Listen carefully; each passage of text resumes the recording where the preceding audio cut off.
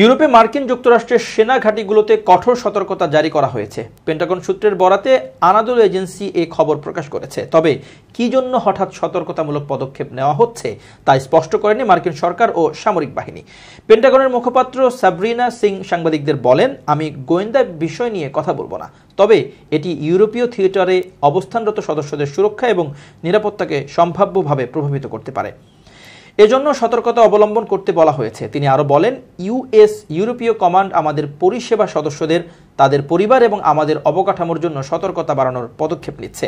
সেখানে অবস্থানরত কমান্ডারদের বিবেচনার ভিত্তিতেই এই পদক্ষেপ নেওয়া হয়েছে বলে দাবি করেন তিনি। ইউরো কাপ এবং অলিম্পিক গেমসের সঙ্গে এর কোনো সম্পর্ক আছে কিনা জানতে চাইলে তিনি বলেন, ইউরোপে সংগঠিত বড় ইভেন্ট এগুলো, যা অবশ্যই একটি কারণ, তবে এটি অনেক কারণের মধ্যে একটি। এর আগে জুনের শেষের দিকে খবর আসে এশিয়া ও ইউরোপের বিভিন্ন স্থানে মাঝারি ও স্বল্প পাল্লার ক্ষেপণাস্ত্র মোতায়েন করে রেখেছে যুক্তরাষ্ট্র। দেশটির এমন কর্মকাণ্ডের জবাবে পাল্টা ক্ষেপণাস্ত্র তৈরির কথা জানিয়েছে রাশিয়া। প্রেসিডেন্ট ভ্লাদিমির পুতিনের এমন বক্তব্যের মধ্য দিয়ে বিশ্বে ক্ষেপণাস্ত্র হুমকি সীমিতকরণের যে আনুষ্ঠানিক চুক্তি ছিল তা কার্যকর থাকার শেষ সম্ভাবনাও শেষ হতে চলেছে।